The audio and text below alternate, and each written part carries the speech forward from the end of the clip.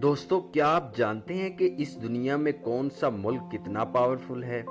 और क्या आप एक ऐसा फार्मूला सीखना चाहते हैं कि जिसकी मदद से आप 5 मिनट में किसी भी मुल्क की ताकत का अंदाज़ा लगा सकते हैं और अपने मुल्क की ताकत का भी आपको पता चल सकता है? तो दोस्तों, आज की वीडियो आपके लिए इंतहाई अहम और इंतहाई दिलचस्प है। आप देख रहे हैं ओपन सीक्रेट और मैं हूं आसिम आरिफ। दोस्तों, किसी भी मुल्क की ताकत का अंदाजा लगाने के लिए कुछ एलिमेंट्स को देखना पड़ता है। अगर वो एलिमेंट्स हमें पता चल जाएं तो हम आसानी के साथ इजीली उस मुल्क की ताकत को कैलकुलेट कर सकते हैं। दोस्तों, क्या आपको पता है कि अमेरिका को मोस्ट पावरफुल कंट्री क्यों समझा जाता है? और जो चाइना है वो इमर्जिंग पावर क्यों समझा जा रहा है? और इस तरह के जो दूसरे मुल्क हैं उनको भी किसी को पावरफुल समझा जा रहा है और किसी को कमजोर समझा जा रहा है। तो इसके लिए हम कुछ फैक्टर्स को, कुछ एलिमेंट्स को देखेंगे। अगर हम इन फैक्टर्स को, एलिमेंट्स को दो हिस्सों में डिवाइड करें तो दो हिस्से बनते हैं, टेंजिबल और नॉन टेंजिबल। अब ये क्या है? अब नॉन टेंजिबल फैक्टर्स और एलिमेंट्स वो हैं जो कि नॉन कंक्रीट हैं, नॉन मटेरियल हैं, जिन्हें छुआ नहीं जा सकते, एक एब्स्ट्रैक्ट चीज हैं। और टेंजिबल वो हैं जो कि मटेरियल चीजें हैं। तो दोस्तों, सबसे पहले हम नॉन टेंजिबल की बात करेंगे। सबसे पहला अहम एलिमेंट जो किसी कौम को ताकतवर बनाता है या किसी मुल्क की स्ट्रेंथ में इजाफा करता है वो है उसकी आइडियोलॉजी। दोस्तों, जिस मुल्क की आइडियोलॉजी जितनी ताकतवर होगी वो मुल्क भी उतना ही ताकतवर होगा। अमेरिका का मोस्ट पावरफुल कंट्री बनने का सबब ही यही था कि उसका जो नजरिया था वो बड़ा विविड था, बड़ा वाज़े था।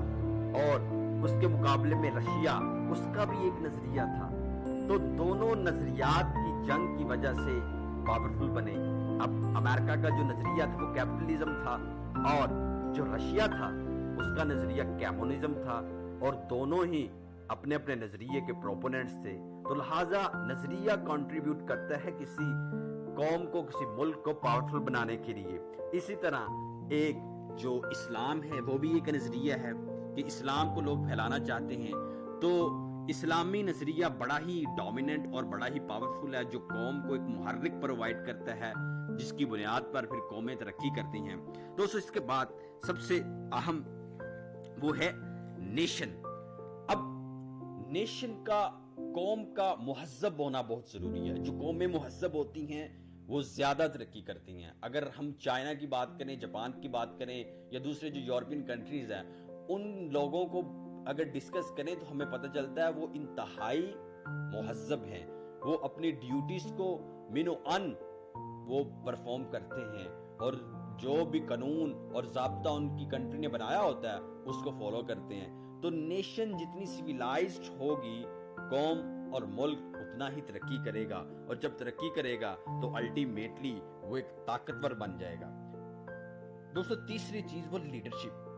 अब अगर किसी मुल्क के पास एक अच्छी कॉम्पिटेंट लीडरशिप है तो वो यकीनन अपने मुल्क को आगे लेकर जाएगी। दोस्तों, अगर हम बात करें पाकिस्तान, इंडिया, बांग्लादेश, ये मुल्क क्यों पीछे हैं?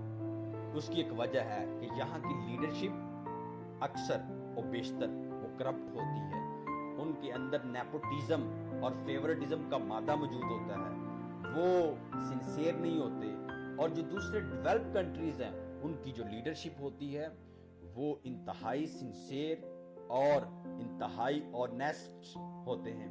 तो लिहाजा वो तरक्की करते हैं। और चौथी चीज वो है डिप्लोमेसी। दोस्तों, डिप्लोमेसी को किसी मुल्क की बुनियाद समझा जाता है, उसकी ताकत का सरचश्मा समझा जाता है। डिप्लोमेसी को कौम का ब्रेन समझा जाता है। अगर किसी मुल्क की डिप्लोमेसी बेहतरीन होगी, अब डिप्लोमेसी होता क्या है? असल में एक चीज होती है फॉरेन पॉलिसी और एक होती है डिप्लोमेसी। फॉरेन पॉलिसी होती है जो बुनियादी चीजें होती हैं, जिसमें ये होता है कि हमने कौन सी चीजें अपनी प्रमोट करनी है और किन को डिस्करेज करना है, और जिन चीजों को हम प्रमोट करना चाहते हैं अपनी चीजों को, उनके लिए एक टूल इस्तेमाल करते हैं, उसे कहते हैं डिप्लोमेसी। डिप्लोमेसी समझने के टेक्निक्स हैं जो इस्तेमाल استعمال ہوتی ہیں فورن پالیسی کو پروموٹ کرنے کے لیے. تو جس کی ڈپلومیسی جتنی مضبوط ہوگی وہ اتنا ہی زیادہ طاقتور بنتا چلا جائے گا. اور ٹینجیبل فیکٹر میں سب سے پہلا جو ایلیمنٹ ہے وہ سائز آف اکانومی ہے. اگر جس ملک کی اکانومی زیادہ بوم کرے گی وہ زیادہ ترقی یافتہ ہوگا. مثال کے طور پر امریکہ اس لیے زیادہ مضبوط سٹرونگ سمجھا جاتا ہے کیونکہ اس کی اکانومی بڑی سٹرونگ ہے. اس کے بعد چائنا جو ہے اس کو بڑا ہی مضبوط اور آئندہ آنے والا سپر پاور سمجھا جا رہا ہے. کیوں؟ کیونکہ اس کی اکانومی جو ہے وہ دن بدن بوم کر رہی ہے, دن بدن اس میں جو ہے نئی وسعتیں آ رہی ہیں. اسی طرح رشیا ہے اور دیگر جتنے بھی ملک ہیں جنہیں ڈیولپ سمجھا جاتا ہے کیونکہ ان کی اکانومی مضبوط ہے. اگر آپ کے ملک کی اکانومی مضبوط ہوگی الٹیمیٹلی آپ کا ملک جو ہے وہ پاورفل بنتا جائے گا. اور اس کے بعد ملٹری پریپیئرڈنس. اگر تو آپ کی ملٹری فوج ویل پریپیئرڈ ہے, ویل اکوپڈ ہے, تو آپ یقیناً ایک ڈیولپڈ اور اسٹرانگ کنٹری ہیں. دوستو اب اس کے ساتھ میں ایک چیز اور ایڈ کر دوں گا, ان کو میں اکٹھا کر دوں گا, وہ ہے ٹیکنالوجی. اگر ملکوں کے پاس ٹیکنالوجی زیادہ ہوگی وہ زیادہ اسٹرانگ بنے گی. اور ملٹری اور ٹیکنالوجی کا بڑا ایک اہم لنک ہے, بڑا ایک اہم رشتہ ہے. ٹیکنالوجی اور جو ملٹری ہے یہ ایک دوسرے پر ریلائی کرتے ہیں. اور اگر یہ دونوں چیزیں کسی ملک کی ٹھیک ہوں گی تو وہ اسٹرانگ ہوگا. جیسے امریکہ, رشیا, جاپان, چائنا, ان کی ٹیکنالوجی اور ملٹری. اور ملٹری آج کل ڈیپینڈ کرتی ٹیکنالوجی پہ. تو یہ چیزیں آپ نے ذہن میں رکھنی ہیں. اس کے بعد ہے ٹریڈ وولیم.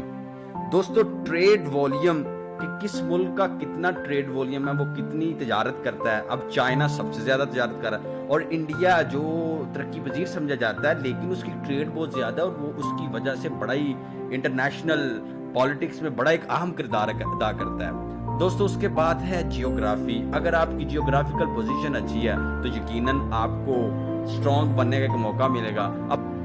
اب پاکستان جو ہے اس کی اسٹریٹجک جو پوزیشن ہے وہ بڑی بہترین ہے.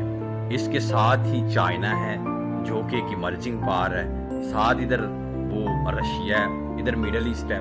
تو اس کی جو پوزیشن ہے جیوگرافیکل وہ بہت اہم ہے جس کی وجہ سے کچھ فوائد اسے حاصل ہوتے ہیں. اس کے بعد ٹوپوگرافی بھی ایک اس کا حصہ ہے کہ آپ کے ملک کا سٹرکچر کس طرح کا ہے. جیسے اب چائنا اور انڈیا کے درمیان جو ہے وہ ہمالیہ آ جاتا ہے تو اس کی وجہ سے جو جنگ کے خدشات ہیں وہ کم ہی رہتے ہیں. تو یہ بھی ایک چیز ہے زیر غور ہے. اس کے بعد نیچرل ریسورسز ہیں.